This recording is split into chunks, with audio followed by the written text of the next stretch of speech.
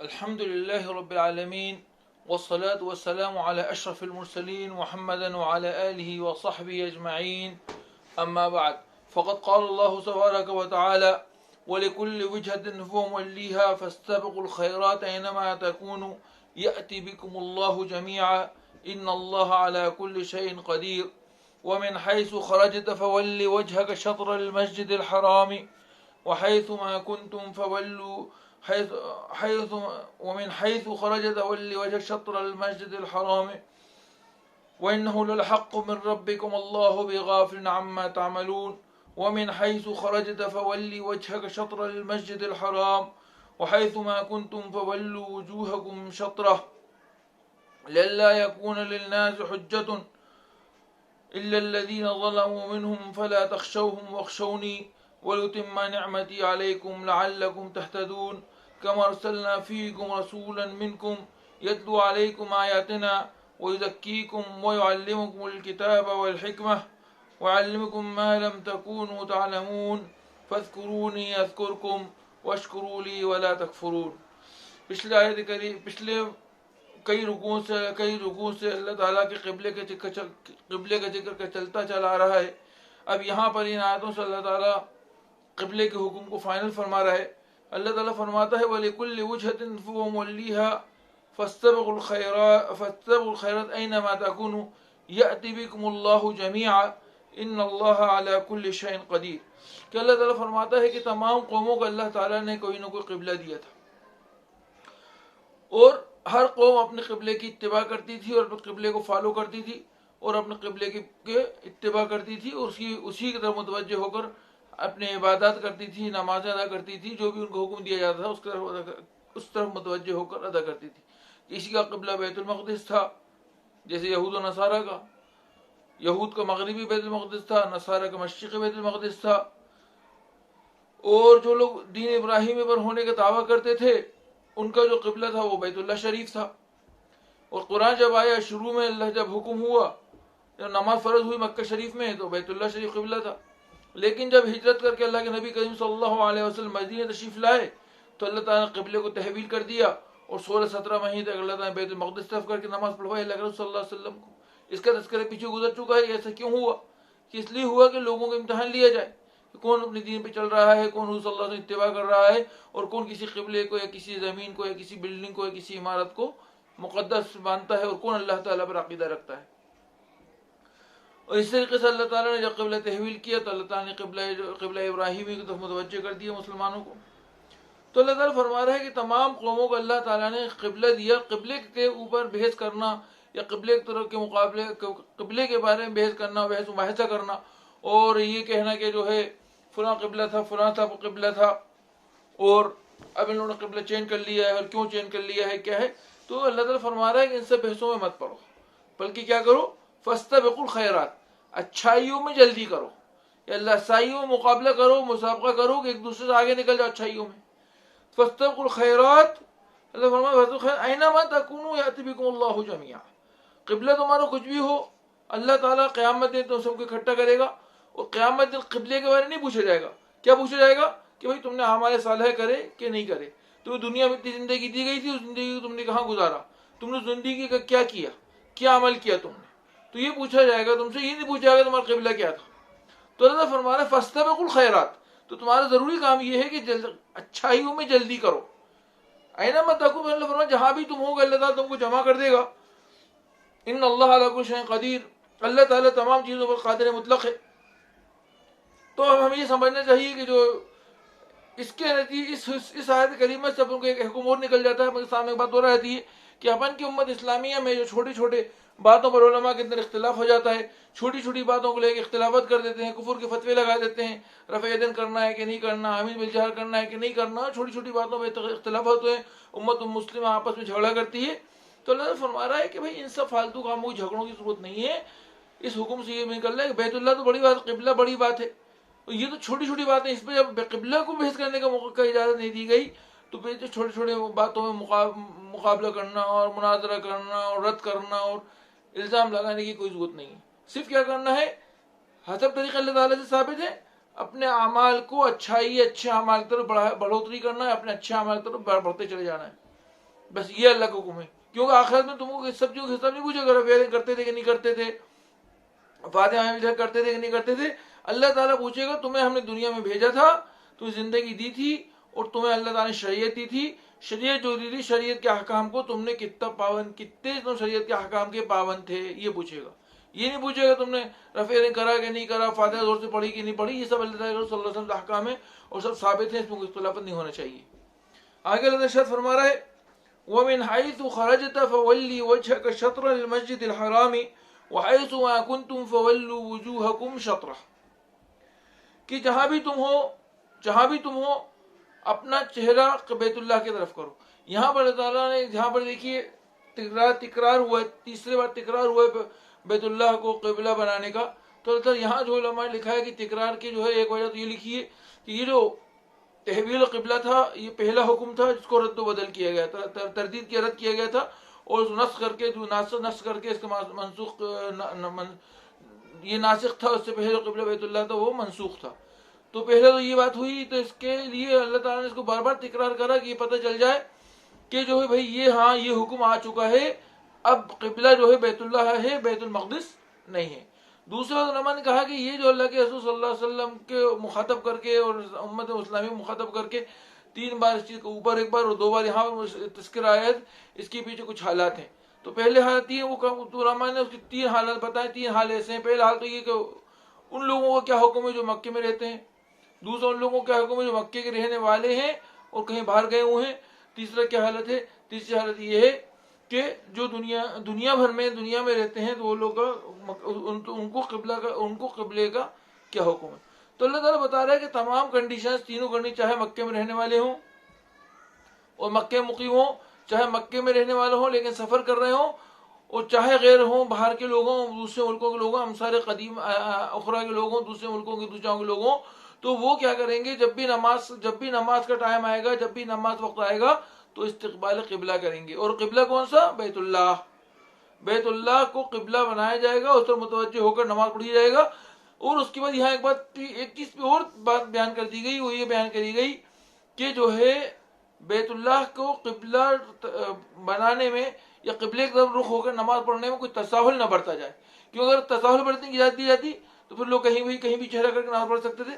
لیکن یہاں پر اللہ تعالیٰ نے یہ فرمایا ہے کہ یہ بار بار اس لیے تکرار کیا کہ اگر تم سفر میں بھی ہو جہاں تو قبلہ نہیں معلوم وہاں بھی تمہیں تحریک کرنا ہے. اور تحریک مطلب یہ ہوتا ہے کہ کوشش کرنا کہ صحیح قبلہ صحیح رخ پتہ چل جائے کدھر ہے, اور پھر اس طرح متوجہ ہو کر اپنی نماز ادا کر دینا. تو یہاں پر تحریک حکم ہے. اور اس کے ساتھ ساتھ اللہ کے رسول صلی اللہ علیہ وسلم کے ساتھ ساتھ یہاں امت اسلامی کو بھی خطاب ہے, کیونکہ امت اسلامیہ نبی کریم صلی اللہ علیہ وسلم کے بتائے ہوئے احکام پر چلے گی. تو امت اسلامیہ سے بھی چیز کہی جا رہی ہے کہ تم بھی وہی کرو جو اللہ کا حکم ہے, اللہ کے نبی کا حکم ہے کہ جو ہے جو اللہ تعالیٰ فالتو باتوں میں مت پڑھو, قبلوں کو بحث مت کرو, دوسری باتوں میں بحث مت کرو, بلکہ اللہ تعالیٰ کے جو بتائے ہوئے احکام ہے ان کی بجاوری کرو, ان کو جو ہے لے کر آؤ, ان کو پرفارم کرو, ان کو جو ہے ادا کرو. یہ تمہاری ذمہ داری. یہ ذمہ داری نہیں ہے کہ قبلے کے اوپر بحث کرو کہ یہ تمہارا قبلہ ہے, لوگوں کو اطمینان دلانے کی, لوگوں کو مطمئن کرنے کی کوشش کرو نہیں یہی صحیح قبلہ ہے. کیونکہ اس بات کو آگے آیت کا جو آگے کا حصہ ہے اس سے بات ثابت ہو رہی ہے. اللہ تعالیٰ کے ارشاد ہے آگے لِأَلَّا يَكُونَ لِلنَّاسِ عَلَيْكُمْ حُجَّةٌ إِلَّا الَّذِينَ ظَلَمُوا مِنْهُمْ فَلَا تَخْشَوْهُمْ وَاخْشَوْنِي وَلِأُتِمَّ نِعْمَتِي عَلَيْكُمْ لَعَلَّكُمْ تَهْتَدُونَ. اللہ تعالیٰ فرما رہا ہے کہ جو ہے, اور یہ بات تو بار بار کہی جا رہی ہے قبلہ رخ ہو کے اللہ کی عبادت کرو, قبلے کے چکر میں پڑھو. اس میں جو ہے اتمام حجت ہے ان لوگوں پر کہ جو لوگ بھی اعتراض اسلام پر اعتراض کرنے والے تھے, نبی صلی اللہ علیہ وسلم اعتراض کرنے والے تھے. یہ اعتراض کرنے والی 2 قومیں تھیں, ایک تو اہل کتاب چاہے یہود ہو چاہے نصارہ ہو, اور دوسرے مشرکین. اہل کتاب کے 2 اعتراض تھے, مشرکین کے ایک اعتراض تھا. اہل کتاب کا پہلے اعتراض تو یہ تھا کہ وہ یہ کہتے ہیں کہ محمد صلی اللہ علیہ وسلم قبلہ تو ہمارا فالو کرتے ہیں اور نئے نئے احکام نئی شریعت کو بتاتے ہیں, تو یہ سچے نہیں ہیں. کیونکہ اگر یہ سچے ہوتے تو جو ہمارا قبلہ اختیار کر رہے ہیں تو ہماری شریعت کے احکام کو بھی مانتے اور اس کو پرفارم کرتے اور اس کو جو ہے لوگوں کے سامنے پیش کرتے ہیں, لیکن وہ ایسا نہیں کر رہے. دوسروں کا اعتراض یہ تھا اہل کتاب کا کہ اللہ تعالیٰ نے فرما دیا کہ آیت کا معنی یہ ہے کہ اللہ تعالیٰ کی کتابوں میں متعین کر دیا کہ نبی کریم صلی اللہ علیہ وسلم کو اچھے سے جانتے ہیں. پیچھے گزرا ہے عارفون ہوں کما عارفون ابنا ہوں، اس کے شان نزول میں بتایا گیا تھا. یہ آگے بھی اس کا تذکر آ رہا ہے کہ اللہ کے رسول صلی اللہ علیہ وسلم ایسے جانتے ہیں جیسے کہ اپنی اولاد کو جانتے ہیں.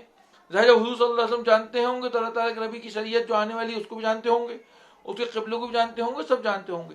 اعتراضی کا ان کی اللہ نے فرما رہا ہے کہ ان کی کتابوں میں اللہ تعالیٰ نے یہ واضح کر کے بتا دیا گیا ہے، ان کی کتابوں میں یہ واضح کر کے بتلا دیا گیا ہے کہ آخری نبی جو آئے گا وہ ملت ابراہیمی پر ہوگا. اور ملت ابراہیم پر ہونے کا مقصد یہ ہے کہ ملت ابراہیم میں جو احکام تھے ان کو فالو کرے گا، اور اس کے اندر بھی جو بھی تبدیلی ہونا ہوئی وہی اللہ تعالیٰ کے وحی کے ذریعے. اور دوسری بات یہ تھی کہ اللہ تعالیٰ جو ملت ابراہیم میں قبلہ تھا، یعنی کہ یہ اپن کو معلوم بھی ذکر گزر چکا ہے کہ جہاں پارا ختم ہوا ہے، پہلا پارا ختم ہوا ہے، وہاں ذکر آیا ہے کہ بیت اللہ کی تعمیر حضرت ابراہیم علیہ السلام نے حضرت اسماعیل علیہ السلام دونوں مل کے کری تھی. اور وہی حضرت ابراہیم کی دعا بھی منقول ہے، تفصیل سے وہاں ذکر ہوا ہر چیز کا کہ کیوں دعا ہے، کیا نبی چاہیے کہ دعا تھی کہ اللہ تعالیٰ اس برکت والا شہر بنا، اس میں ان قوموں میں سے ہماری اس نسل میں سے ایک ایسا نبی پیدا فرما جو دین کی دعوت دے، حکمت کی دانائی کی باتیں کرے. سب پوری تفصیل پیچھے گزر چکی ہے. تو اللہ تعالیٰ فرما رہا ہے کہ یہود کی اور نصارہ کی کتابوں میں اس بات کو واضح طور پر بیان کر دیا گیا تھا کہ نبی کریم جو آخری زمان کے نبی، آخری زمان جو نبی آئیں گے، یعنی کہ اللہ صلی اللہ علیہ وسلم، نبی کریم صلی اللہ علیہ وسلم، وہ ملت ابراہیم کے فالوور ہوں گے. پہلی بات تو یہ. اور دوسری بات یہ کہ ان کا قبلہ بھی وہی ہوگا جو بیت اللہ شریف، یعنی ملت ابراہیمی کا جو قبلہ ہے وہی ان کا قبلہ ہوگا. بیت المقدس تو پیچھے گزر چکا ہے کہ حضرت ابراہیم علیہ السلام کے تقریباً 200-2,500 سال 3,000 سال کی روایتیں تک آئی ہیں کہ حضرت سلیمان علیہ السلام نے آ کے بیت المقدس کو تعمیر کیا تھا اور پھر اس کو قبلہ بنایا تھا. تو حضرت سلیمان علیہ السلام سے پہلے جو بھی انبیاء علیہ السلام تھے ان کا قبلہ کیا تھا؟ بیت اللہ تھا.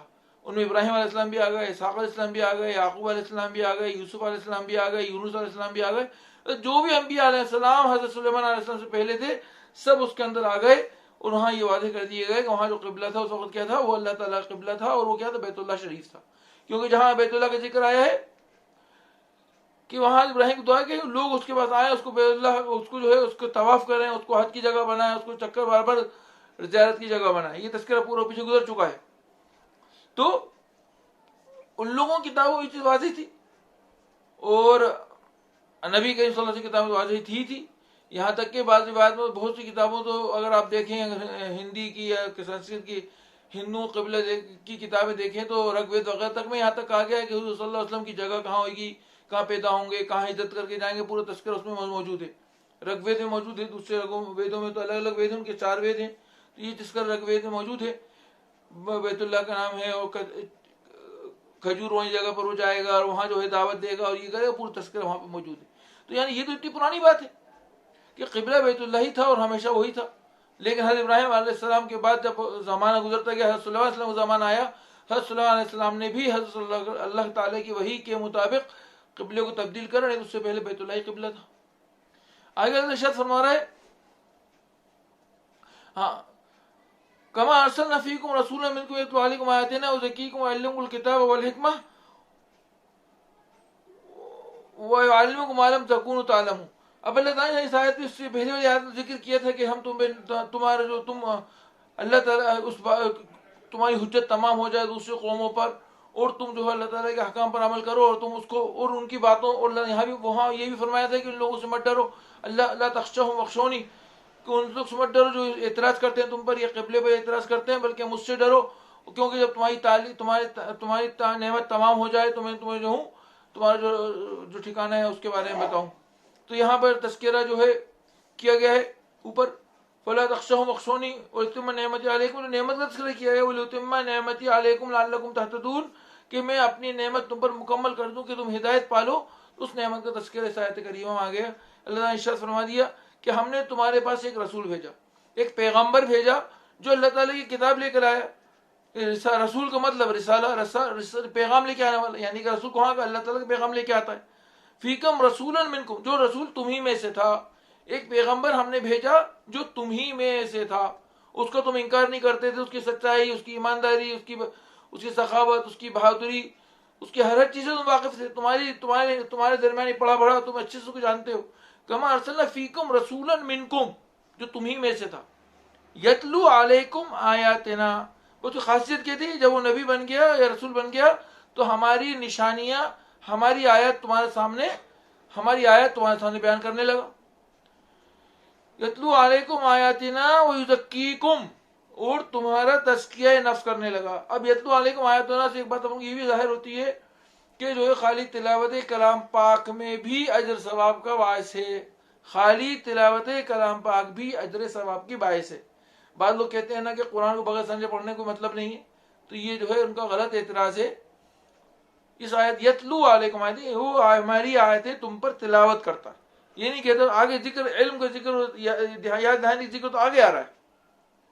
یہاں تو اللہ نے فرمایا یتلو علیکم آیاتنا، ہماری آیتیں تم پر تلاوت کرتا ہے، بس اتنا ہی کہا گیا.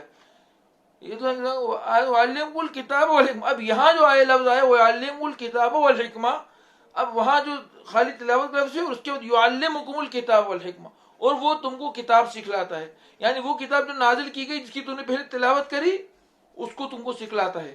اس سے لفظ سے علم دین کی اہمیت ظاہر ہو رہی ہے. يُعَلِّمُكُمُ الْكِتَابَ، کہ وہ نبی تم کو کتاب سکھاتا ہے. اللہ تعالیٰ اس کو بطور نعمت یعنی علم حاصل کرنا، علم دین کی نعمت کو بطور نعمت ذکر کر رہا ہے، اور لوگوں کہہ رہے ہیں کہ وہ ہماری نعمت کیا ہے؟ وہ تم کو دین سکھلاتا ہے، علم دین سکھلاتا ہے. يعلم الکتاب والحکمہ، اور حکمت و دانائی کی باتیں بتلاتا ہے. اور حکمت دانائی کی باتیں کہاں سے آتی ہیں؟ وہی باتیں ہوتی ہیں جو اللہ تعالیٰ بتلاتا ہے وحی کے ذریعے. دوسرے ارشاد فرمایا سورۃ النجم میں ان هو الا وحی وما ينطق عن الهوى ان هو الا وحی یوحى، کہ اللہ کے نبی کریم صلی اللہ علیہ وسلم جو بھی الفاظ کہتے ہیں، جو بھی بات کرتے ہیں، وہ اللہ تعالیٰ کی وحی ہوتی ہے. چاہے وہی مطلوع ہو قرآن کی شکل میں، وہی غیر مطلوع حدیث کی شکل میں، نبی کریم صلی اللہ علیہ وسلم کے اعمال اور افعال کے ذریعے. یعلمکم الکتاب والحکمہ ویزکیکم، اور تمہارے دلوں اندرونی تمہارا تزکیہ کرتا ہے. اب یہاں سے یزکیکم لفظ سے علم تصوف کا بھی ثبوت ملتا ہے. ظاہر ہوتا ہے کہ علم تصوف کچھ علم تھا، لیکن بدقسمتی سے علم تصوف کو اتنا بدنام کر دیا گیا ہے کہ لوگ اس کو شرک اب دیکھ لو، خود ہی یوٹیوب پہ ہزاروں ویڈیوز ہیں، آپ لگ ڈالیے سلسلہ نقشبندی اینڈ ترکی، دیکھیے گا کیسے حرکتیں ہوتی ہیں. ڈانس رہے ہیں، ناچ گا رہے ہیں، گول گول گھوم رہے ہیں، سب کر رہے ہیں، ڈانس پہ کر رہے ہیں. تو انہوں نے تصوف کو بالکل معنی چینج کر دی. اگر آپ کو صحیح تصوف چاہیے تو اب ظاہر امام ابن سیرین کو دیکھیے، ابن حسن البصری کو دیکھیے، رابعہ ادویہ کو دیکھیے، ان کی تاریخ سیرتیں پڑھیے تو آپ کو پتہ چلے گا اصلی تصوف. ابن عربی کے بارے میں آتا ہے، خیر ان کے عقیدے میں تھوڑا اختلاف علماء کا، لیکن بہرحال ان کے بارے میں پڑھ سکتے ہیں، دیکھ سکتے ہیں کہ اصلی تصوف کیا تھا، وہ کہاں سے کہاں پہنچ گیا اور اب وہ کیا ہو گیا. اب تو وہ پورا شرک کا ایک نمونہ ہو گیا ہے. وہ بدھ کی مورتی کی پوجا کرتے ہیں، یہ قبر کی پوجا کرتے ہیں، بس یہی فرق رہ گیا ہے. اور اس کو نام کیا دیتے ہیں؟ تصوف، علم لدنی نام دیتے ہیں. اللہ تعالیٰ کا ڈائریکٹ دیا وہ علم. ارے یار ڈانس کر رہے ہو، گانے گا رہے ہو، ناچ رہے ہو قبر کے اوپر، یہ کون سا تصوف ہے؟ کون سا علم لدنی ہے یہ؟ تو یہ اسلام اور دین کو بدنام کرنے کا طریقہ ہے، اور یہ دشمنان اسلام میں اسلام میں داخل کیا ہے. اس کی طرح سب سے بڑی دلیل یہ ہے، آج کے زمانے میں ہمارا مودی جی کہتا ہے کہ جو ہے ہمیں جو ہے تصوف والا دین زیادہ پسند ہے. اسلامی تصوف، اسلام میں جو تصوف تھا وہ اصل ہے. جب تصوف تھا تو تصوف اس کے نزدیک وہی جس کے جو وہ مورتی سان ڈنڈوت کرنا ہے، قبر سان ڈنڈوت کرنا ہے، تو اس کو وہی والا دین چاہیے. دین کی صحیح بات کرنے والا، دین کی دعوت دینے والا، تبلیغ کرنے والا، جہاد کی بات کرنے والا، خلافت کی بات کرنے والا، سیاسی اسلام کی بات کرنے والا، وہ سب نہیں چاہیے اس کو کون سا چاہیے؟ اس کو بھی ڈنڈوت کرنے والا چاہیے. تو کہتا ہے کہ صوفی جو ازم تھا اسلام کا وہ بہت اچھا دین تھا، تو اس کو بدنام کر دیا ہے. صوفیزم، اصل صوفیزم جو تھا وہ تو ختم ہی ہو گئی دنیا سے. اب جو صوفیزم دکھتا ہے تو آپ دیکھ لو، آپ سجاد نشین کیا ہوتا ہے؟ پیسہ کما رہے ہیں، دنیا کما رہے ہیں، اور جو قوالی ہو رہی، گانے بج رہے ہیں، قوالی ہو رہی ہیں، یہ تصوف ہو کے رہ گئے. تو یزکیکم، اب اس سے کون سا تزکیہ حاصل ہوتا ہوگا؟ کچھ نہیں حاصل ہوتا، اس سے شیطانی حرکات ہیں. تو یہاں اللہ تعالیٰ یزکیکم، صحیح تصوف کا اللہ تعالیٰ سکھلاتا ہے تم کو. وَيُعَلِّمُكُم مَّا لَمْ تَكُونُوا تَعْلَمُونَ وَيُعَلِّمُكُم مَّا لَمْ تَكُونُوا تَعْلَمُونَ، اور اللہ تعالیٰ تم کو اس نبی کے ذریعے وہ چیزیں سکھلاتا ہے جو تم جانتے نہیں تھے. یعنی کہ ظاہر آپ قرآن اٹھا کے دیکھیں گے اس کے اندر بہت ساری ایسی چیزیں ہیں جو آج کی سائنس سے ثابت ہو رہی ہیں. بہت سارے ایسے قصے ہیں جو امم ماضیہ کے ہیں, پرانی قوموں کے قصے ہیں, بنی اسرائیل قصے ہیں, قوم لوط کے, قوم نوح کے, قوم عاد کے, قوم سمود کے, سب کے قصے ہیں. تو یہ لوگ تو زمانے میں موجود نہیں تھے. نبی کریم صلی اللہ علیہ وسلم آئے, جب ہی انہوں نے ان کو یہ حکم بتائے. حکم کیا؟ قصے بتائے. تو ان کو اس چیز کی معلومات ہوئی اور ان کی امیت دور ہوئی. تو اس کو بھی علم تعلمون, اس کو بھی اللہ تعالیٰ اپنی نعمتوں میں ذکر فرما رہا ہے. تو یہاں اللہ تعالیٰ نے 3 نعمت ذکر فرمائی. پہلا تو رسول کا بھیجنا, دوسرا تلاوت قرآن کرنا, تیسرا قرآن کے ساتھ ساتھ تزکیہ نفس کرنا, علم دین حاصل کرنا, اور امی قوم کو علم سے متعارف کرانا. یہ 4 نعمتیں اللہ تعالیٰ نے یہاں ذکر کری, جن کی طرف اشارہ اوپر وَلِأُتِمَّ نِعْمَتِي عَلَيْكُمْ کی طرف اشارہ تھا. دوسرے علماء نے لکھا ہے کہ اتم نعمت علیکم اللہ تعالیٰ کے اشارہ اس طرف بھی ہے کہ جو ہے تمہارے لیے جنت کا جو وعدہ کیا ہے, اگر تم اس قبیلے کو مانو گے, اس طرح متوجہ ہو کے چلو گے, اللہ کے احکام مانو گے, اللہ کے لیے اچھائی کی طرف جلدی کرو گے, بھاگو گے, تو اللہ تعالیٰ تمہیں ٹھکانہ کیا دے گا؟ جنت دے گا. اور جو یہ نہیں کرے گا, فالتو بحثوں میں پڑے گا, اسلام کے خلاف باتیں کرے گا, یا اسلام میں بیکار کی باتیں پیدا کرے گا, تو اس کا ٹھکانہ کیا ہوگا؟ جہنم ہوگا, تو اللہ تعالیٰ کی نعمت سے محروم ہو جائے گا. یہاں پر اللہ تعالیٰ کی نعمتوں کا تذکرہ کرتے ہیں. 4 نعمتیں یہ ہیں, اور اس کے علاوہ 5ویں وہ سب سے اہم نعمت یہ ہے کہ انسان اگر اللہ کے نبی کے صلی اللہ علیہ وسلم کی اتباع کرے گا, اللہ کے بتائے احکام پر چلے گا, اللہ کے نبی کے قبلے کی اتباع کرے گا, یعنی کہ صحیح دین کی اتباع کر کے چلے گا, تو انشاءاللہ آخرت میں اس کا انعام کیا ہوگا؟ جنت ہوگی. پھر اللہ آخر میں ارشاد فرما رہا ہے فَاذْكُرُونِي أَذْكُرْكُمْ وَاشْكُرُوا لِي وَلَا تَكْفُرُوا, کہ تم مجھے ہمیشہ یاد رکھو, تم مجھے یاد رکھو گے تو میں بھی تمہیں یاد رکھوں گا. وَاشْكُرُوا لِي, اور میرے شکر گزاری کرو. وَلَا تَكْفُرُونَ, اور کفر مت کرو. یہاں اللہ تعالیٰ نے بتا دیا کہ بھائی دیکھو امت اسلامیہ یا امت محمدیہ, اب اللہ تعالیٰ نے اس امت کی قیادت, اس دنیا کی قیادت اب تمہارے حوالے کر دی ہے, اور یہود سے اس قیادت کو, اس امارت کو چھین لیا گیا ہے. تو تم کہیں ایسا مت کرنا جو یہود نے تم سے پہلے کرا. اللہ کے حکام کو نہیں مانا, انبیاء علیہ السلام کو جھٹلایا, انبیاء علیہ السلام کو ظلم و ستم کیا, اسلام جو ان کا احکام دی گئے اس پر رد و بدل کرا, اپنی مرضی کے حساب سے احکام کتابوں میں انٹر کر لیے. ابھی بات یہاں یہ بتانا ضروری ہے کہ جو تحریف انہوں نے کری ہے, تو بعض علماء نے لکھا ہے کہ جو تحریف ہے تورات میں, انجیل تو خیر وہ لکھی ہوئی نہیں تھی, وہ تو زبانی تھی, اس کا مطلب ہی نہیں کوئی, لیکن تورات جو لکھی ہوئی تھی اس کے اندر تورات کا جو ٹیکسٹ تھا اس کے اندر انہوں نے کوئی رد و بدل نہیں کرا, بلکہ اس کی تفسیر بیان کرنے میں, اس کی تعویلات بیان کرنے میں, اس کی تفصیلات بیان کرنے میں انہوں نے کیا کیا؟ اللہ کے جو احکام تھے تورات میں ان کو بدل کر اپنی مرضی کے حساب سے احکام کو ثابت کرا. اور یہی ایک بہت بڑی غلطی آج ہماری امت اسلامیہ کے بعض علماء کر رہے ہیں. جیسے کہتے ہیں اسلام کا جہاد ڈیفینسو ہے. ڈیفینسو کہا جائے تو اگر باقاعدہ غور کیا جائے ایمانداری سے, تو ڈیفینسو جنگ ایک ہی حضور صلی اللہ علیہ وسلم لڑی, وہ جو غزوہ خندق کی جنگ ہے. باقی سب ڈیفینسو جنگیں ہیں. بدر کو آپ لے لیے, بدر آپ قافلے پر حملہ کرنے جا رہے تھے, ہے نا, قافلے حملہ کرنے, تو یہ ڈیفینس ہوئے بتائیے آپ. احد کو لے لیے, جب یہود نے کفار مشرکین کے نکلنے کی اطلاع ملی تو آپ نے وہاں جا کے مقابلہ کرنے کا ارادہ کیا. بعض کی رائے یہ تھی کہ مدینے میں رہ کے حفاظت کریں تو وہ ڈیفینسو ہو جاتی, لیکن آپ نے کیا کیا, مدینے سے نکل کے باہر جا کے آپ نے مقابلہ کیا کفار کا. اب چاہے جیت ہوئی ہار ہوئی وہ اللہ کا مسئلہ, سورہ آل عمران کی تفصیل پوری آئے گی انشاءاللہ.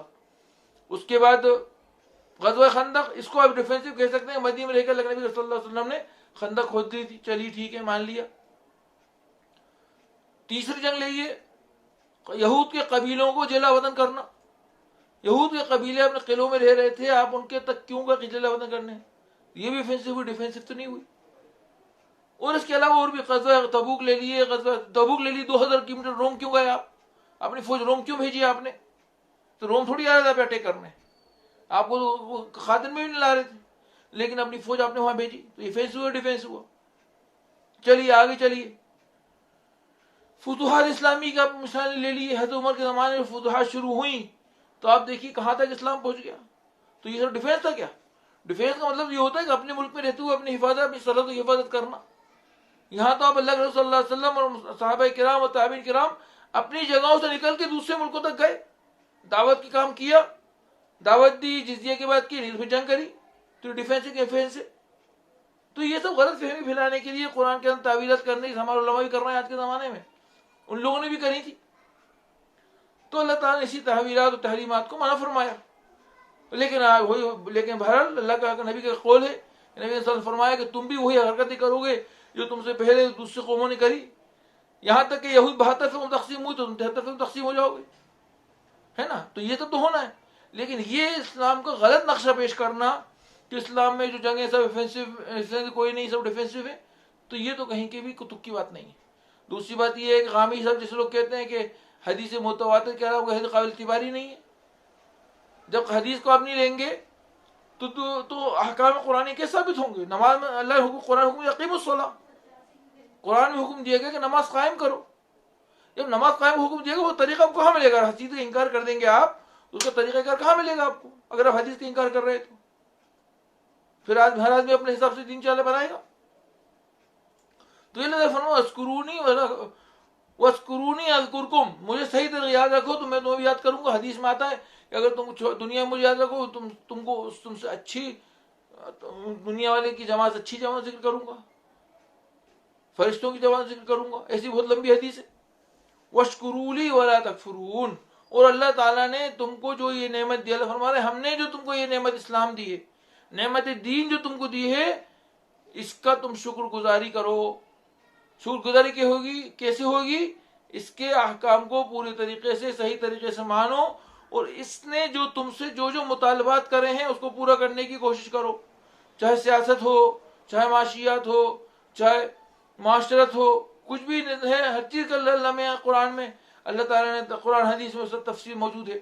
اور علماء الحمدللہ، علماء کو اللہ جزائے خیر دے، انہوں نے اس کو بطور دستوری مدون کر کے رکھ دیا ہے. اصل مطلب یہ کہ ہمارے لوگ اس کو پڑھنے کی، سمجھنے کی کوشش تو کریں، اس کو جاننے کی کوشش تو کریں، صحیح طریقے سے اس کی دعوت کو پہنچانے کی کوشش کریں. خالی عبادت، خالی نماز، روزہ، زکوٰۃ دین نہیں ہے. دین تو دنیا کے ہر شعبے میں ہے، زندگی کے ہر شعبے میں دین ہونا چاہیے. چاہے سیاست ہو، چاہے معاشیات ہو، چاہے معاشرت ہو، اور چاہے اخلاق ہو، چاہے عادات ہو، چاہے تعلیم ہو، چاہے عدالت ہو، چاہے جو ہے عدلیہ ہو. تمام جو دنیا کو چلانے والے سسٹم ہیں اس کے اندر سب کو اسلام کو امپلیمنٹ ہونا چاہیے، جس کا پورے طریقے سے تیار ہے. اور آپ پوچھنے جائیں تو لوگ آپ کو بتائیں گے، لیکن اپن کی مشکل ایک یہ ہے کہ پوچھتے ہی نہیں ہیں. افسوس کی بات یہ بھی ہے کہ 2 ہفتے سے ہماری جو ویڈیوز ہیں اس پہ ویوز بھی نہیں آ رہے، لوگ دیکھ بھی نہیں رہے. تو آپ سے درخواست ہے کہ اس کو آپ دیکھیے، آپ کو انشاءاللہ بہت ساری چیزیں آپ کو فائدہ پہنچائیں گی. خالی ہم آپ کو اس لیے یہ چیز ہم اس لیے بیان کر رہے ہیں کہ بھائی صحیح دین، ہماری ذمہ داری ایک عالم ہونے کی حیثیت سے لوگوں تک صحیح بات پہنچے دین کی. لیکن ہمارے امت کا حال یہ ہے کہ کبھی تو اچھے سے دیکھتے ہیں، کبھی تو اچھے سے ویوز آتے ہیں، اور کبھی جو ہے یہ حال ہے کہ 9 ہفتے بھر میں 9-10 لوگ دیکھ رہے ہیں. تو یہ مناسب نہیں. ایک چیز آپ کو اللہ میاں دے رہے بلا کسی محنت کے، بغیر مشکل کے، صرف آپ کو سننا ہے. موبائل میں آپ ایسی وقت گزارتے ہیں تو اس کو آپ دیکھ سکتے ہیں. انشاءاللہ اللہ تعالیٰ اس کو فائدہ ہی پہنچائے گا، اور نقصان تو ہوگا نہیں آپ کو. تو ہماری آپ سے درخواست ہے کہ بھائی آپ ہماری اس تفسیر کو سنا کریں، اور انشاءاللہ جو کچھ بھی آپ کو اعتراضات ہوں، سوالات ہوں، پچھلے ہفتے بھی کہا تھا آپ لوگوں سے، جو بھی اعتراضات ہوں، جو سوالات ہوں، کمنٹ میں ڈالیں، انشاءاللہ اس کا تسلی و جواب دیا جائے گا. وآخر دعوانا الحمدللہ رب العالمین. ہاں ایک بات یہ بتا دی جائے گا، یہاں تک جو ہے اس سے احکام ختم ہوئے. اب اصل جو ہے شریعت کے احکام شروع ہوں گے.